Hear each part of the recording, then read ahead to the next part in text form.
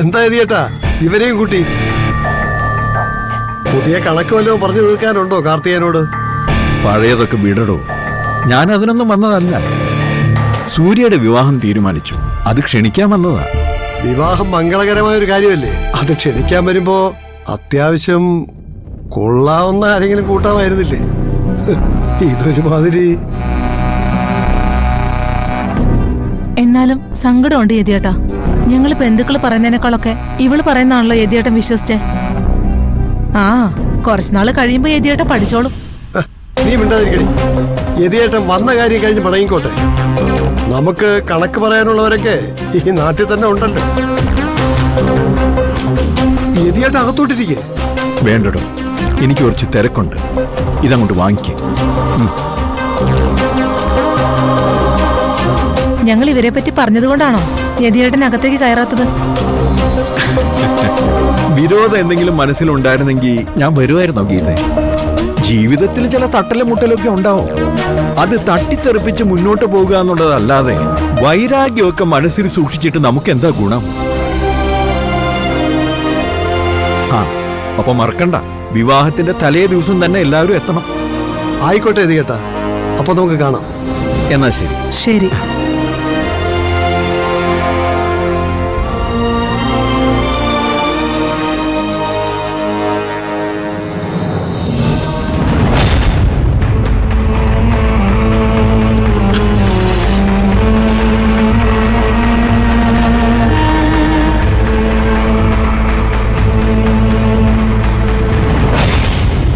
സുദേവ, കാർത്തികൻ പറഞ്ഞു വന്ന് നിങ്ങൾ കാര്യമാക്കണ്ട.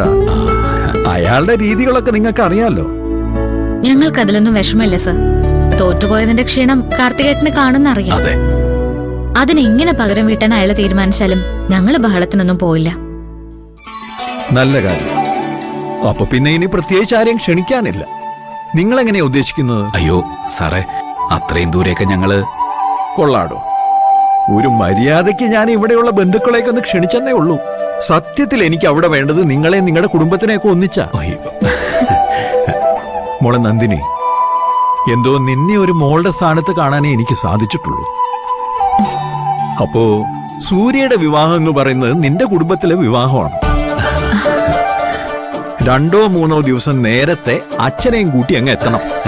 എല്ലാ കാര്യങ്ങളിലും മോളുടെ ഒരു കണ്ണുണ്ടാവണം. കേട്ടല്ലോ? വരാം സർ.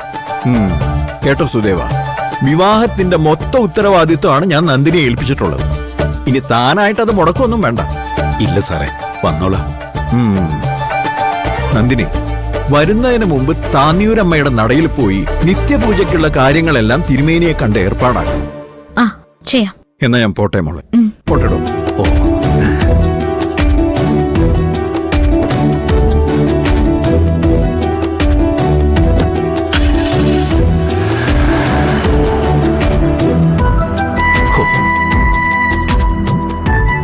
സാറിന്റെ കൂടെ കുടുംബത്തിലെ ബാക്കിയുള്ളവർ വരാത്ത നന്നായി.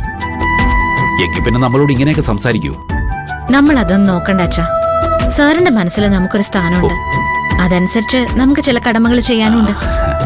നമുക്ക് എന്തായാലും പോണം, പോയേ പറ്റൂ. വാച്ച.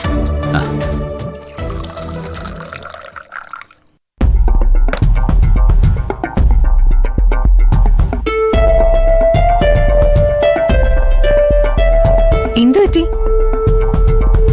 മിത്ര? ഇന്ന് നേരം വെളുത്തിട്ട് ഈ നേരം വരെ ഞാനൊരു സിംഗിൾ ഡ്രോപ്പ് മദ്യം പോലും കഴിച്ചിട്ടില്ല. ഇപ്പോഴും കഴിക്കാൻ ആഗ്രഹവുമില്ല. അത് ചുമ്മാ വെറുതെ എന്റെ മുമ്പില് ആളാവാൻ നിക്കല്ലേ. ഇതെടുത്ത് ഒറ്റ വലിക്ക് കുടിച്ചിട്ട് എന്നോട് എന്താ പറയാനുള്ളെന്ന് വെച്ചാ പറ. എന്നെ കാര്യമായിട്ട് വിളിപ്പിച്ചതല്ലേ? മിത്ര, എന്റെ വീട്ടുകാർ പലയിടത്തും വിവാഹം ക്ഷണിക്കാൻ തുടങ്ങി. അത്രയല്ലേ ഉള്ളൂ. അച്ഛൻ ഏകദേശം എല്ലായിടത്തും വിളിച്ചു കഴിഞ്ഞു.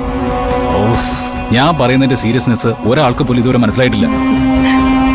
സി, ഇങ്ങനെ ഒരു വിവാഹം തീരുമാനിച്ച് എല്ലാവരും ക്ഷണിച്ചതിന് ശേഷം വിവാഹ മണ്ഡപത്തിലേക്ക് ഞാൻ വന്നില്ലെങ്കിൽ ഞാൻ വന്ന് പൊക്കും. എവിടെയായാലും പൊക്കും. പിന്നെ വിവാഹത്തിന് ഇപ്പോ എല്ലാം ട്രെൻഡിങ് ആണല്ലോ. ഒളിച്ചോടിപ്പോയ വരനെ അന്വേഷിച്ച് കണ്ടെത്തിയ വധു എന്ന ഒരു പബ്ലിസിറ്റി എനിക്കിരിക്കട്ടെ. Mitra, I am serious. എനിക്ക് എന്റെ ജീവിതത്തിൽ തന്നെ ഉൾക്കൊള്ളാൻ പറ്റില്ല, ഒരിക്കലും പറ്റില്ല. എന്റെ ജീവിതം ഞാൻ തന്നെ ഉപേക്ഷിച്ച് കളഞ്ഞതാ. അതിനെ പൊടി തട്ടി നന്നാക്കാൻ ഞാൻ ഉദ്ദേശിച്ചിട്ടില്ല. സോ മിത്ര അച്ഛനോട് സംസാരിക്കുക. നമുക്ക് നല്ല ഫ്രണ്ട്സ് ആവാം. എല്ലാ കാലത്തും അങ്ങനെയായിരിക്കും.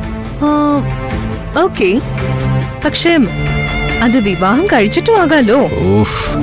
സൂര്യ എന്താ ഉദ്ദേശിക്കുന്നത്? നമ്മൾ തമ്മില് ശാരീരിക ബന്ധമൊന്നും വേണ്ടെന്നാണോ?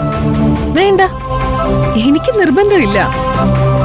സാധാരണ ഭാര്യയും ഭർത്താവും നടക്കുന്നത് പോലെ പരസ്പരം അനുസരിച്ചും അനുസരിപ്പിച്ചും ഒക്കെ നടക്കണമെന്നാണോ? വേണ്ട. സൂര്യക്ക് സൂര്യയുടെ ഇഷ്ടം, എനിക്ക് എന്റേതായ ഇഷ്ടം. സൂര്യ പറഞ്ഞല്ലോ നല്ല ഫ്രണ്ട്സ് ആവാന്ന്.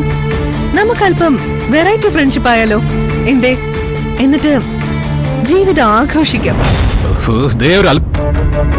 ഒരല്പം പോലും ബുദ്ധിയില്ലാതെ പോയില്ലോടി നിനക്ക്.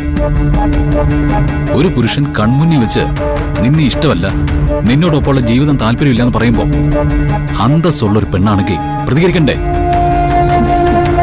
സൂര്യയുടെ മുന്നില് എനിക്ക് അങ്ങനെ ഒരു അന്തസ് വേണ്ട. Because of one thing, I love you. ഈ ഭൂമിയിൽ മറ്റെന്തിനേക്കാളും സൂര്യയെ ഞാൻ ഇഷ്ടപ്പെടുന്നു. ഇപ്പൊ സൂര്യ കാണിക്കുന്ന ഈ ഒരു ചങ്കൂറ്റമില്ലേ, എന്നെ പോലെ സുന്ദരിയായ ഒരുത്തിയെ കണ്ണും പൂട്ടി നിഷേധിക്കുന്ന ഈ മൈൻഡില്ലേ, റിയലി മാൻ, നിങ്ങളെ എനിക്കിനി പിരിയാനേ പറ്റില്ല. സൂര്യ, ഒരു വിവാഹം കഴിക്കുക, എന്നിട്ട് അയാളുടെ 2-3 കുട്ടികളെ പ്രസവിക്കുക, എന്നിട്ട് കാലങ്ങളോളം ഒന്നിച്ച് ജീവിക്കുക. അതൊക്കെ സാധാരണ പെൺകുട്ടികളുടെ ആഗ്രഹങ്ങളാ. But Mitra is an extraordinary girl.